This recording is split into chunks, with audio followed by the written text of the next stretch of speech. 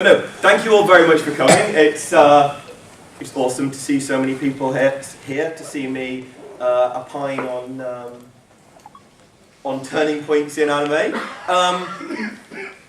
Hands up, who's here just because I put 4.5 and you want to know what the half is? Success. It worked. Right. Oh, please do the thing. There we go.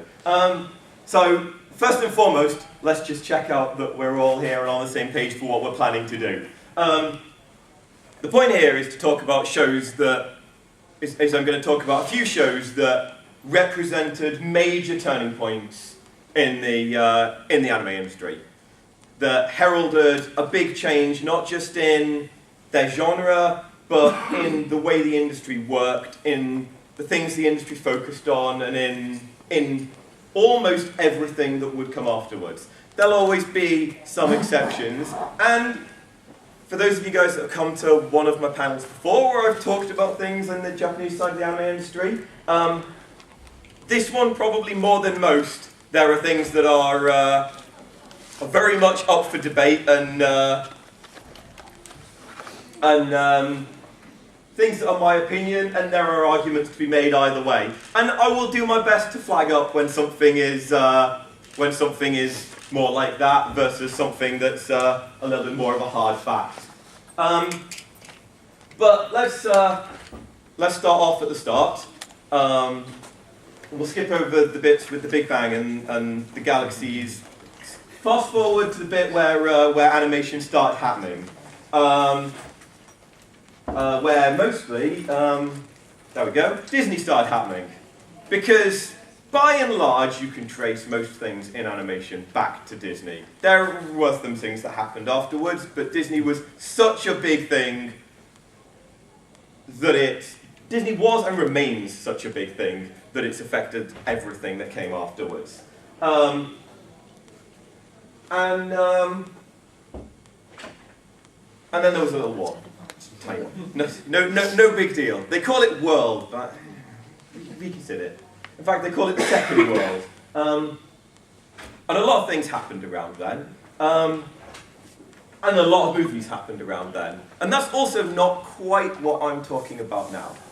The birth of the anime industry in Japan was largely, there's a couple of seats up the front, right, if you want to hop around there. The birth of the anime industry, like the birth of the animation industry in America, initially was shorts and movies and things like that. And then a show would turn up that would do the thing.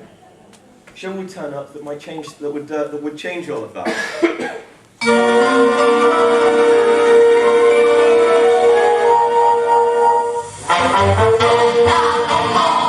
Yeah, okay.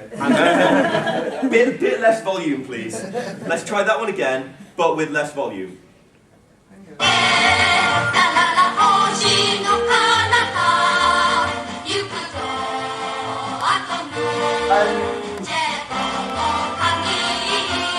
that down a bit and let it run while I talk shit over the top of it. I'm sorry if you really wanted to listen to the Astro Boy opening. Go and do it karaoke this evening. Is this karaoke this evening? I bet they have it. They've got everything. Astro Boy is my first contention for a show that changed the industry. And arguably one of the least contentious. Astro Boy came along and really demonstrated that there was not only the possibility, but also the desire to make weekly shows, to make a cartoon that would come out every single week. And Astro Boy, totally accurate predictions, I think, there. We all remember 20 years ago saying that, right? Yeah. Good. Astro Boy was also the first show to adapt a manga. And the first show to produce an episode every week. And it would keep doing that for a hell of a long time. It was even Do we have any shonen fans in the room? Bleach, Dragon Ball, Naruto. Who's watched one of those shows? Yeah? I don't want to admit it. Yeah, but you did. Yeah? Astro Boy was also the very first anime to run up episodes. But at least they got the original author to do it, you know? At least they had that step over whatever that arc of Bleach was that God only knows. I can't remember. Soul Society. That one, yes, over that. We all wish it didn't. And what did it do after that? Well, actually, what it did after that is they kept making it again and again and again. Some little Astro Boy facts for you. 40% of Japanese households watched Astro Boy when it first came out. Like, literally 40% of the country. Which is kind of insane, given that anime nowadays, the popular anime nowadays struggle to reach 20, and that's things like your Saze-sans, your maybe My Hero Academias as the most mainstream for us of that. And the shows that you probably love the most struggle to reach like 1%, 2%. And here we have a show at 40%. It was huge. You barely could escape it. Someone called it the Japanese EastEnders, will that person get hit? Yours is Saze-san, isn't it? Yeah. Yeah, yeah, go for it. How many TV channels did they have at the time? I genuinely don't know the answer to that. I'm not. I could hazard a guess, but I'm not going to. Are we talking like 3 or 4 or 10 Yeah. or 12? We're talking 3 or 4, Okay. if even that. So yes, there is an element of lack of choice that probably informed that 40% figure. But still, also a lot of shows. Please go the other way. Thank you. A lot of shows that ran for a long time have a lot to thank Astro Boy for. Without Astro Boy demonstrating that the ongoing weekly format worked and could work, we wouldn't have ended up with especially things like One Piece that have taken that crown on and run forward with it. It also has a lot to answer for in that it first established how much you needed to pay animators if you were going to afford to make a show every week. The answer is not very much, and the answer remains not very much. Anyone who was at my panel last year will be well aware of that, but the average salary for an animator in Japan, probably roughly around about 12k, if not lower. It's good wage if you're living in Tokyo. Anyone, as anyone I'm sure who's been to Tokyo can tell you, it's a really cheap city to work and live in. Totally. I'm not being ironic. Oh wait. A lot of very famous people also in the industry got their starts in Astro Boy's channel. Sorry, in Astro Boy's studio. A studio called Mushi Production. And with that, I'm going to seamlessly segue onto the next show. Seamlessly, promise. So, moving on from that one, let's fast forward 20 years. And we're picturing a small cinema in Tokyo with, and when I say small, I mean probably not too much bigger than this room was the cinema. And about 15,000 people gathered outside the cinema. That's a big crowd. You think I'm a little bit taken aback by the number of people who showed up. Then this person was... But he only has himself to blame. He promised everyone that the screening of this movie was going to be his declaration of a new anime century. Pretty big words, and 15,000 people said, all right, I'm into that. Come and tell me. And the guy was, in fact, a former employee of Mushi Animation, the studio that made Astro Boy. The guy's name? Well, I'm going to play another video, and then somebody is going to tell me.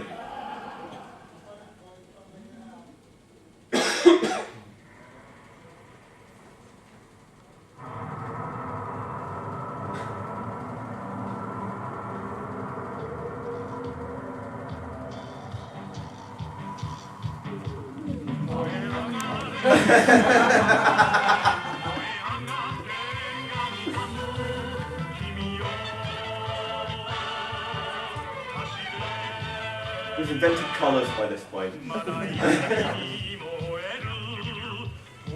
of them were not really good. I can never remember. No. No. The answer is this is a remastered HD version of the opening.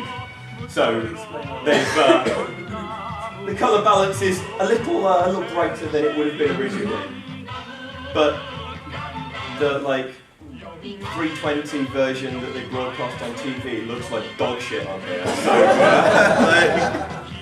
I thought I'd save your eyes that one. No.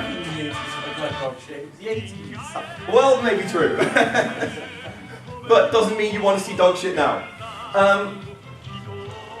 So, God, who's got a name for me? Tomino. What's that? Tomino. Absolutely. Yoshiyuki Tomino was the man, and Mobile Suit Gundam was his game.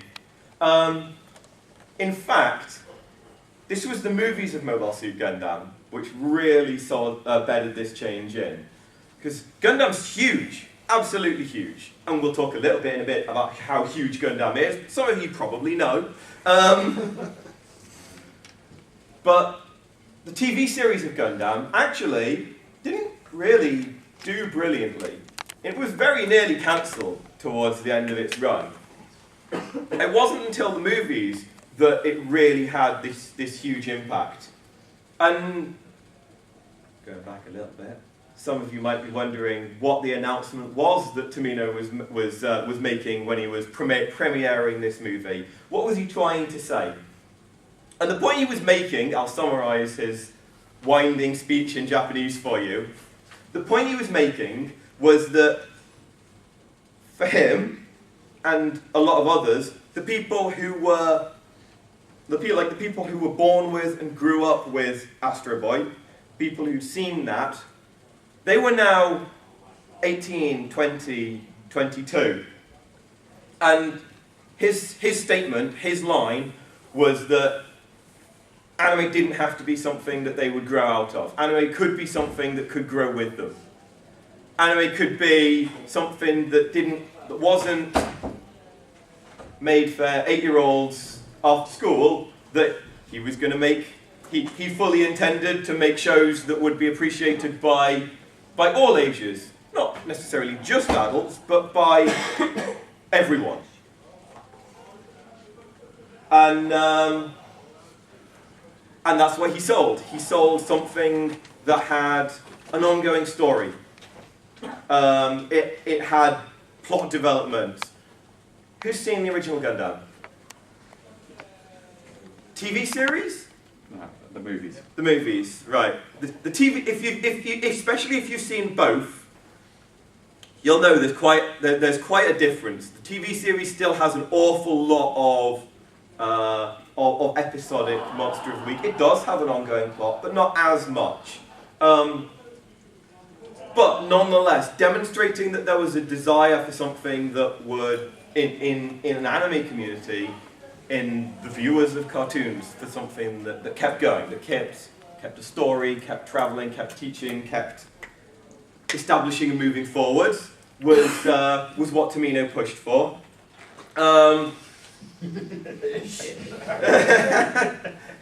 Okay, first steps in that direction. And what else did we have? Politics. Yeah.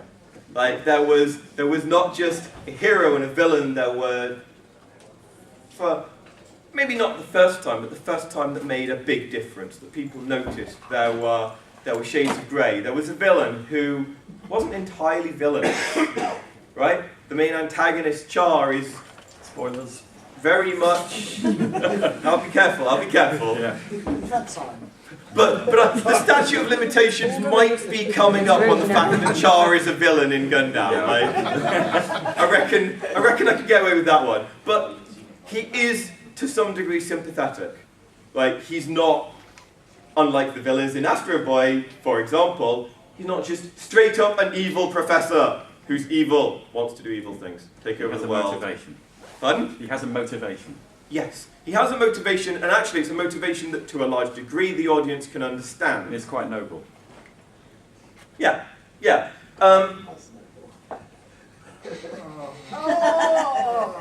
Yes. Thank you, James. He deserved that.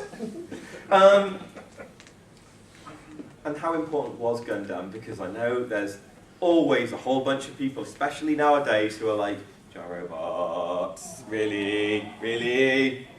How important was Gundam to Japan? Well, that's one of, I think, 6 different sets of stamps that they have made for Gundam. Those haven't been like a special collector's item. Those were just the stamps that you got in Japan for quite a long time. Like, it's that big. Anyone been in the dealer's room? Anyone turned in and looked to the right? I've been fleeced by Gorinda. Yeah, yeah. Those are all versions of the exact same thing, and they all sold, and they've made more since that photo was taken. And like plastic toys, model kits in the UK we think of Airfix, and in Japan they think of Gundam. That is the default. Yep. Yeah. Anyone seen that, friend? Yeah. It's really big and cool. I love it. It's also not there anymore. You missed it. But there's another one there that's just as big and cool. That's life size. Yep. That's actually ridiculous. And if you walk up to it, you're like, oh, this is a foot. Oh, shit. 18 meters. Didn't they Yeah. have it by one of the Shinkansen tracks originally? You Pardon? could see it. I think it was on by one of the Shinkansen. You can. You still can. Or the replacement, you still can. The replacement is in fact that one, like a version of that one there, and you still can. It's at the major shopping centre in Odaiba in Tokyo. And if you go to Tokyo, even if you're not into Gundam, I recommend just stopping by there and taking a look. Even wider. In 2005, Mitsubishi, who you might have heard of, they're a kind of a big name. They built the Yamato. They not in 2005, they didn't. But yes, Mitsubishi did a series of seminars where their engineers discussed how Mitsubishi would go about building the Gundam if they were contracted to do it by the Japanese government. Hint. Right? And if you think that's not that's enough, in 2008 there was an academic conference held where where presenters from a number of different presenters, and I mean doctors, professors, researchers from a number of different fields discussed. The topic was, how close are we to the universal century? And they actually discussed the technologies used in UC and how close we were to achieving them. Things that were likely to be realised and realised in our lifetimes, and things that weren't, and the steps going towards that across all sorts of different fields. Some of the technology, to go off on a little one, some of the technology in Gundam is really cool in that it's actually viable. Those giant space colonies, those are actually the most practical design we have for space colonies. If we ever build a space colony right now, that is the best design that we have. It's going to look a lot like that. What? That's crazy. And the same, the re-entry chutes they use in Gundam. They have these big expanding re-entry kind of balloon things that go underneath the mobile suits when they're coming back through the atmosphere. Like, NASA is looking at building one of those because it's a practical way to get parts of the space station back down if they need to. Again, holy crap! Like, I'm pretty sure somebody just drew that in Zeta because it looked really cool. But you know, What about Oshino's rocket hammer? Yeah. maybe less so the big ball and chain with rockets in it. But you know, Joe, if you want to build one, I would love to see it. Do you do that for me? Just masquerade. You know what? If I'm running anything by then, I'll even sign it off just because I want to see it. Con safe totally. Yeah, rocket. But yeah. Why does it go backwards? I don't know. It's got a giant play button here, and when I press it, sometimes it just goes backwards. Microsoft. Yeah, Microsoft. Shouldn't rely on Microsoft technology. And Gundam has gone on for a long time and continues to go on for a long time. And I've got a little video that sort of demonstrates Gundam through time. Because you're the god of listening to me.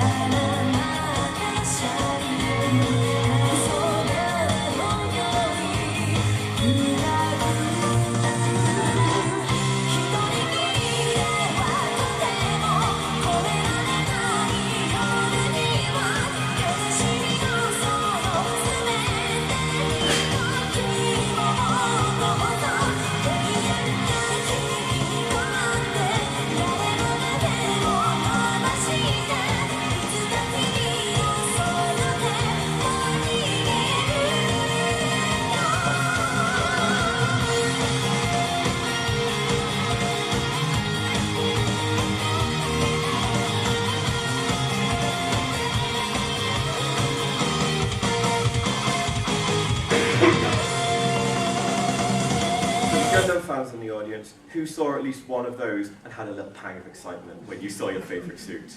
Yeah? God, I know I do. For me, it's when the Quebbly shows up. I fucking love the Quebbly. But that game, that was from a game. That game is the 25th anniversary of the game series based on Gundam.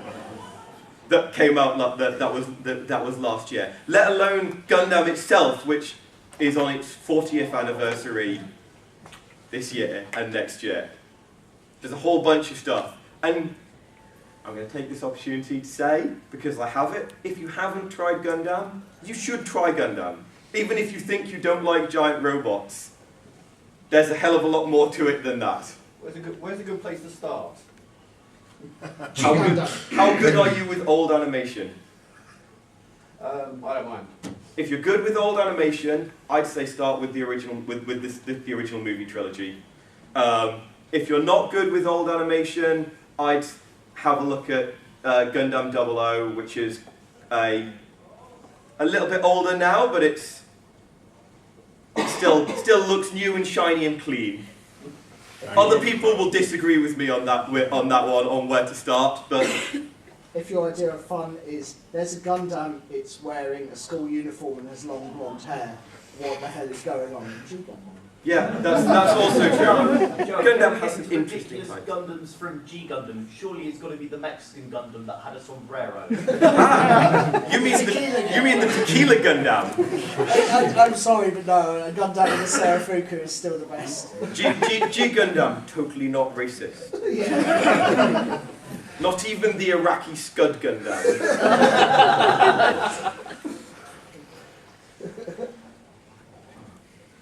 My thing stopped doing its thing. Come on, please. See a doctor. Do the thing. Expected text would There we go. And Gundam would lead on to some more serious things. Obvious things, like Macross. It owes a lot of its history to Gundam. More wide-sweeping space operas. Legend of the Galactic Heroes. Which, again, if you can't stand old animation, then there's just been a remake, and the remake is still absolutely fantastic. And 13 episodes and totally absorbable. And if you can stand old animation, maybe consider that one, because it's very cool. Even things like Nadia and Fushigi Yugi shows that managed to have a little more ongoing plot, a little more story, a little more, maybe at times, a darker tone and nuance to them. Were shows that owe some of their legacy to that trail that Tomino blazed, that announcement that Tomino made, that actually we can aim a little higher. We don't have to be just for kids, and you don't have to be ashamed for watching it while not being a kid. And that is something, looking around this room, that I'm pretty sure all of us can agree on. We have no shame. Yeah, that's fair, that's fair. Insert quote from C.S. Lewis here. But I'm going to drift on a little bit from there, because it wasn't all sunshine and roses from then on. The anime industry had its share of troubles after that. Not immediately, not as a direct result of Gundam. Things went well for a good decade or so. But eventually, there was an awful lot, it's fair to say people got a bit stuck in a rut. There was a time towards the early 90s when there was a lot of very repetitive shows. And some people are starting to guess what I'm working towards here. And a studio with not much to lose, having had 2 flops in a row that they were expecting to be big, decided to take a gamble on something. So a director who directed one of those flops went out drinking with a TV executive because it's all in who you know, and after a number of drinks, the TV executive promised him a slot for something, literally anything. That was the words used. Something, anything, you can have a slot. And that's what he made. Fuck you and the sanity you wrote it. It is literally something.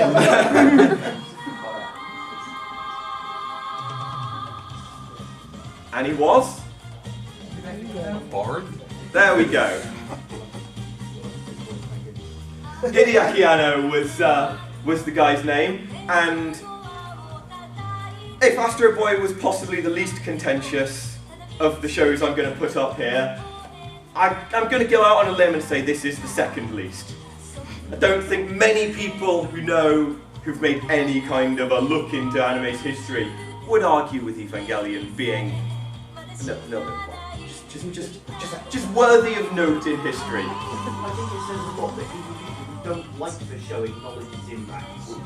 Absolutely right. Oh man. 25th anniversary of it next year. Oh, no, okay, you guessed what it is already. And I don't think you need to see that intro. I think you might have seen it once or twice before. So we'll just skip ahead on that one. Sorry. I'll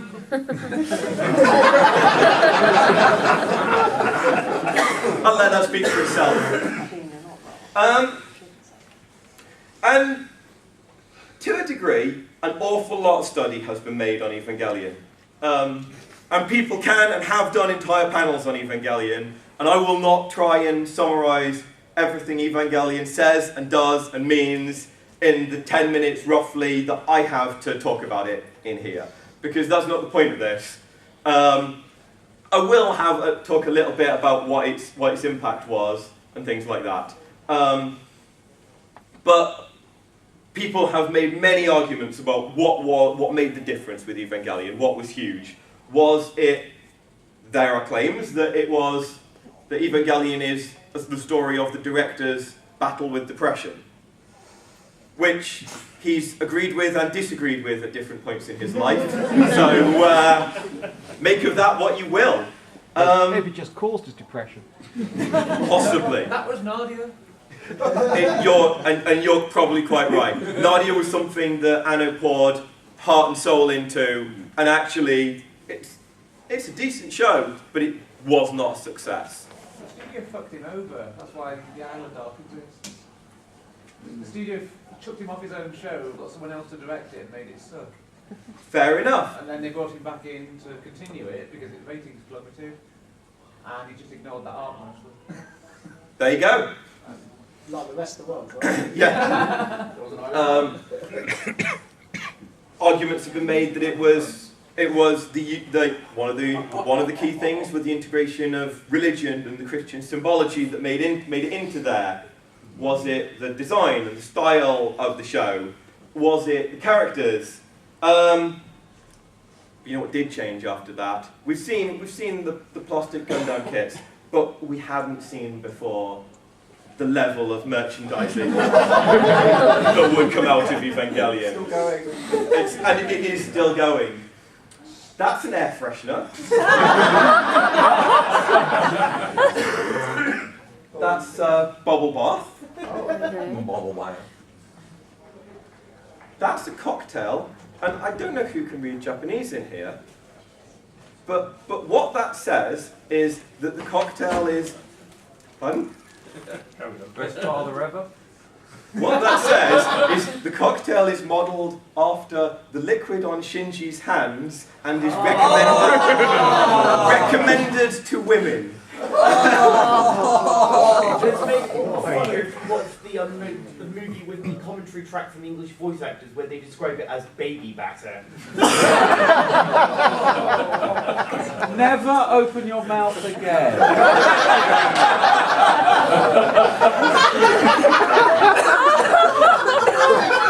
I fear for my life.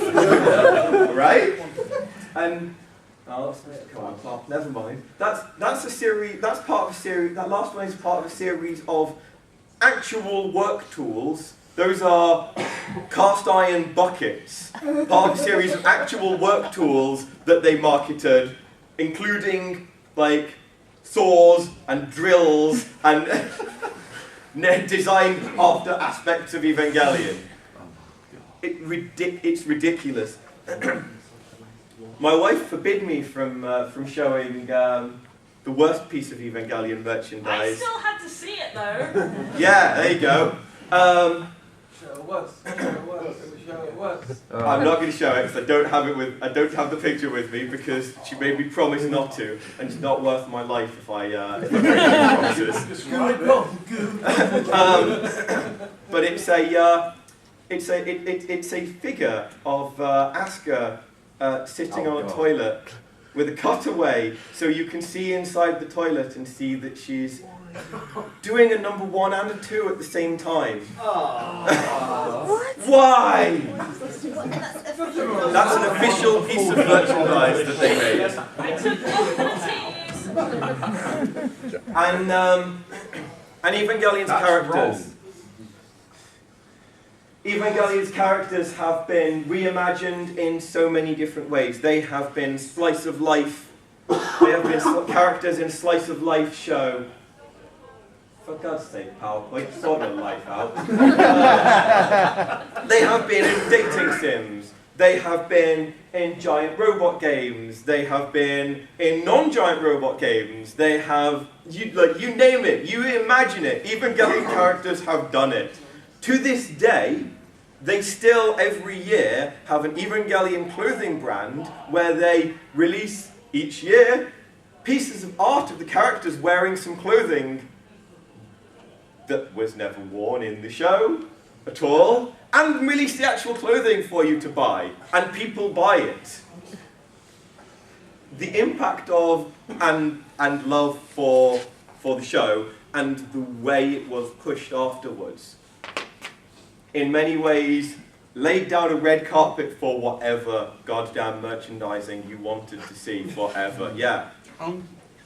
Wasn't somebody basically just ripping off Hello Kitty and their willingness to merch anything on the planet? There are arguments that, yeah, there are arguments in that way. Hello Kitty, yes, Hello Kitty was huge, but Hello Kitty also didn't really start with an anime. The anime for Hello Kitty came, any anime for Hello Kitty came well after Hello Kitty had already established and started marketing and pushing out. So you could well make an argument that what Evangelion did in its merchandising was take that, was taking the ideas of that they'd done and applying it to an anime, but yes. Also on the topic of merchandising, because of all the merchandising, 2 people went to jail for tax evasion. Yeah. Because apparently it was so their excuse was it was so successful we didn't report the numbers correctly. Good excuse, I have to remember that one. And 2 people went to jail. But yeah, and as I said, I can't sum up all of the impact that it had on anime that came after it. But a few bullet points that start to take it off. Some are the presence of much more complex sort of themes and sub-themes in shows. The second, again, is shows. If Gundam made shows that could be appreciated by older audiences, Evangelion started making a show that straight up was aimed at older audiences. Evangelion was pretty shameless in saying, we're pitching at sort of 14 to 30. That's where we'd like to go. And proved that there can be a success. In doing that, one of the biggest impacts for us is how much it opened up the Western market. Like, for an awful lot of people, Evangelion was one of their first major anime, one of the first things that they got recommended, one of the first things that they saw, and one of the things that had a big impact in their early life. And I'm not going to try and I'm not going to pick on anyone in particular, but again, looking around the room, I very much suspect a lot of us in here, myself included, are of the age group that was huge when we were getting in. That was you couldn't start anime and not. It was pretty much the only long-running series, like longish, 26 episodes, that was on VHS in Virgin Megastore. Absolutely. Everything else was like maybe 4 or 5, and this was like 13 in the end. Yeah, yeah. And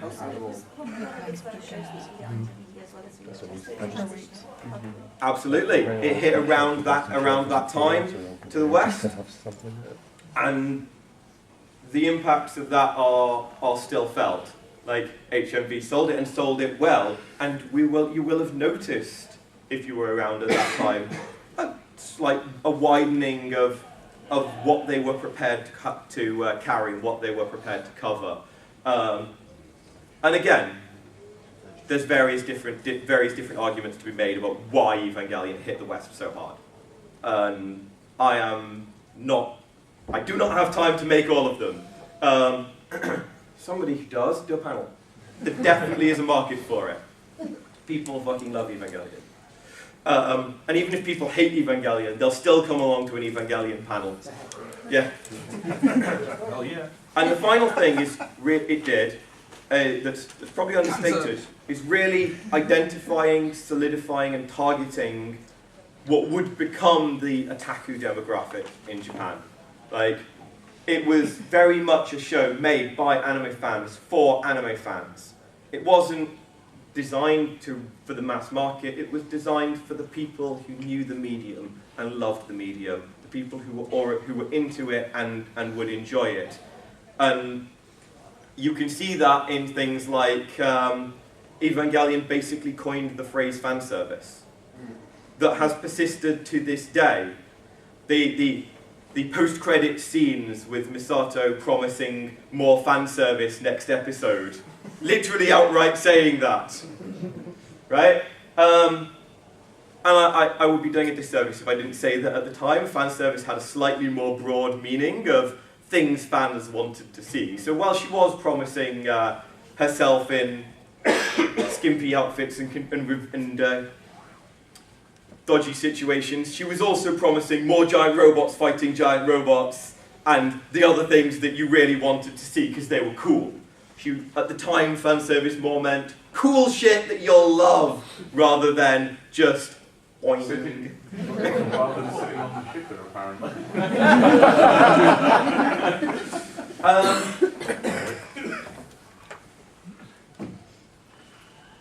And I thought I had another slide in there. It's been a little bit too long since I checked this one. So we're going to go on to onto the last-ish section of the panel, where I talk about the last change since Evangelion, or the last show since Evangelion, that I think heralded in, landmarked a real sea change in the way the industry looked at shows. And really it's leading from that panel that I talked on about characters, and what characters would do, and how marketable Evangelion's characters were, or how marketed Evangelion's characters were, more importantly. The difference between those two might be important for what I'm going to go on to, and I'm going to stop slow rolling it now because you're bored again of hearing me talk, and I'm going to press the play button, and you're going to recognise the show in about 10 seconds. or you're not. Fucking hell. Come on, Son of Peter. Detector work? Yeah. Hey.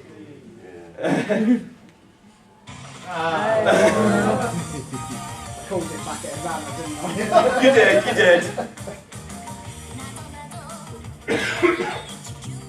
You'll notice this is the only show in which I've chosen the ending and not the opening. Oh, and no runners there. Yeah, right?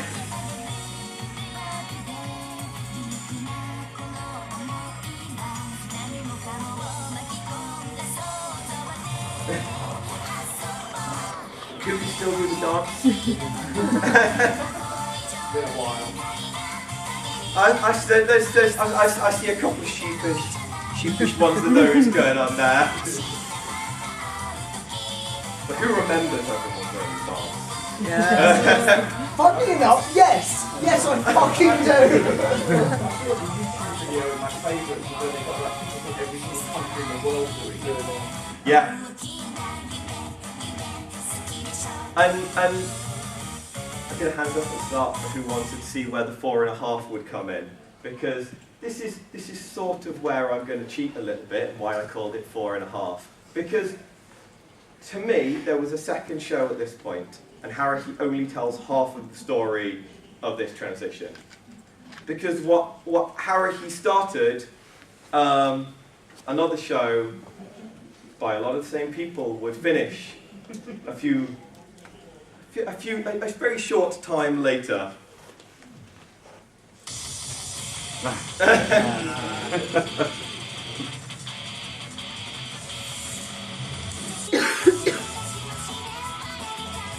And this is where I have to start talking fast to defend myself on this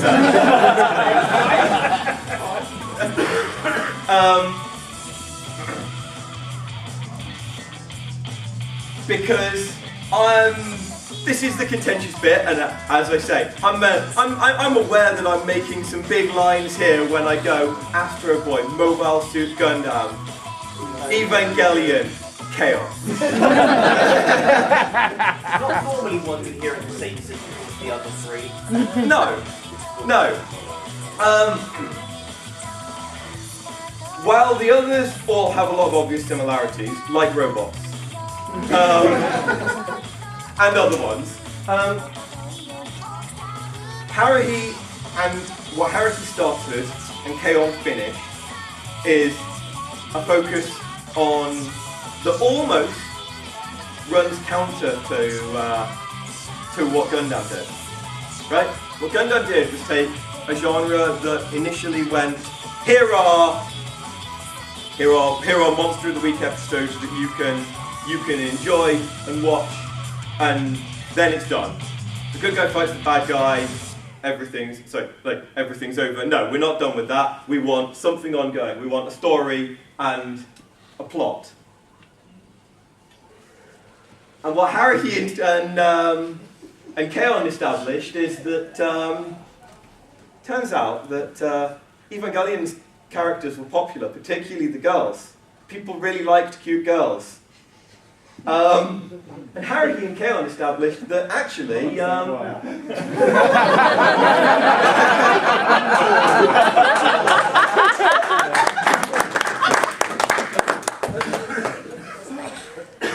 but like, and I should clarify, I actually really love Keon and quite like Haruhi as well. But what they established is that you can sell a show based on the characters. The show doesn't have to be the story, the vehicle in which... The show doesn't have to be the story and the characters are a part of that. But actually there's a market for a show that's just where the show exists as a vehicle for the characters.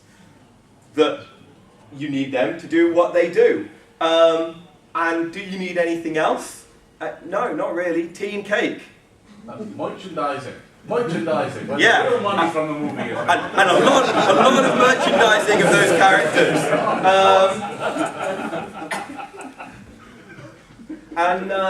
Music playing a massive role. And I'll let Keon, I'll let Yui tell you herself.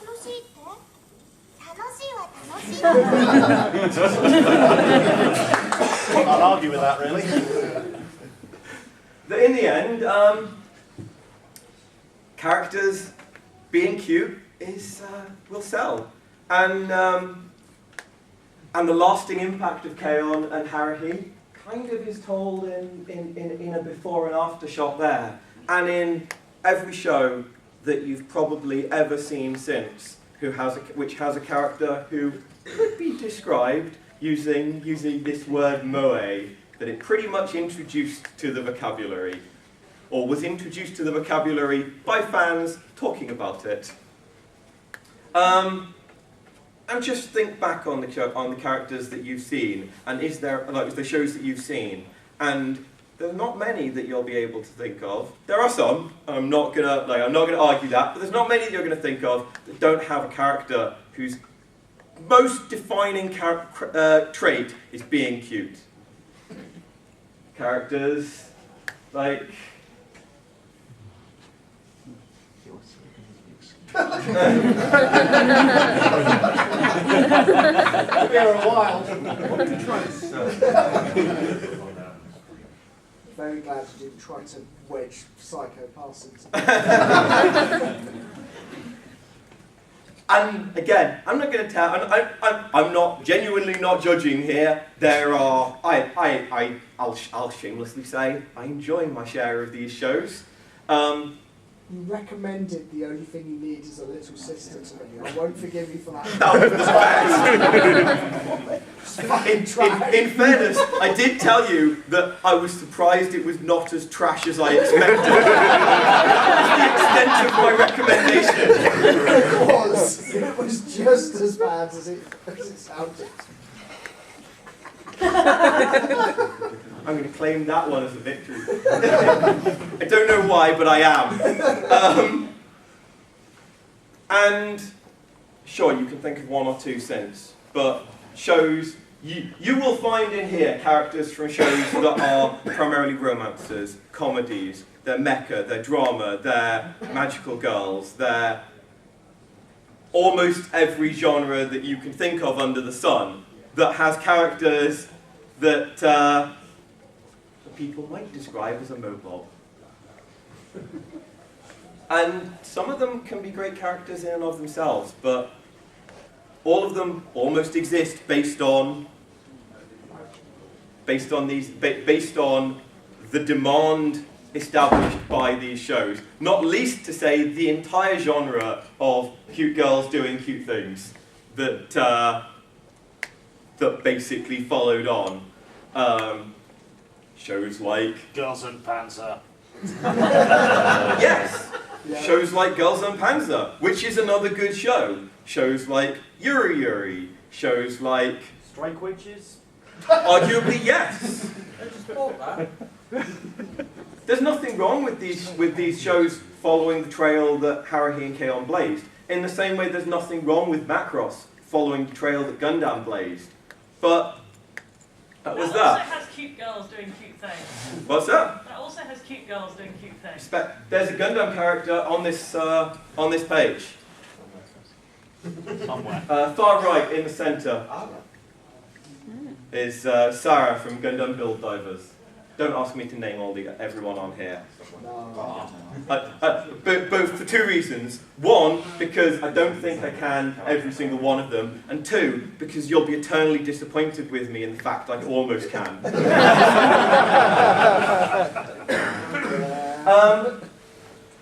And to stave off the wave of the waves of hatred, there are going to be some honourable mentions here for shows that I did seriously consider. I had a thought, and they represent something big, but not as big. Each one of them. Shows like this, the first Magical Girl show, which arguably had a huge hand in opening up the in opening up anime to women or to girls, and largely single-handedly created a genre all on its own.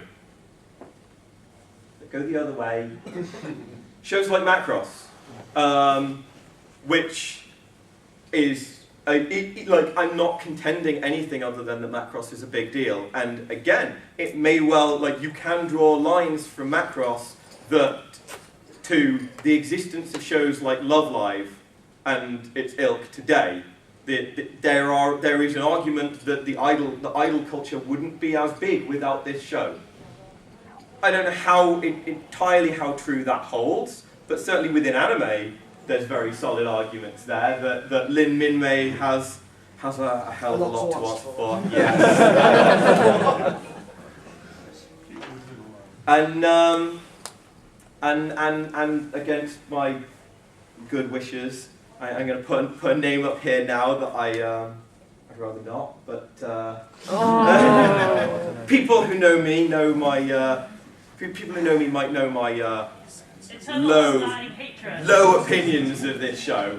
But on the other hand, it has established the modern trend for isekai, which continues to this day in a huge way. And yes, there were shows that did it beforehand, but since Sword Art Online, there are shows that do it in the way Sword Art Online did it every single series, and some of them are a decent shows. Yes. Let's not have an in-depth discussion on the problems with Shield Hero right now. And the other thing you might notice is that is the timestamps for everything we've had. 1960s, we had Astro Boy. 1980 was Gundam. 1995. We had Evangelion, and 2010 we had Haruhi, and shortly after K-On! And it's been a fair amount of time since then. It's about 5 years' time. So, next question is, where are we going next? Because there's a fair argument that once again we're starting to get to a point where the industry is getting a little bit repetitive with what it does. And some of us, especially people who've been there for a long time, might start feeling that. And what's going to come along next? And to that, that's all I can say. But keep an eye out, because in the next few years I wouldn't be surprised if we see another something come along that's gonna... Another game changer. Another game changer. Sometime in the next few years, probably due. And that's about all I have for you now. and I'm going to get kicked out in 5 minutes, but if anyone wants to shout things at me, do it now. And if anyone wants to throw things at me, get your wallets out.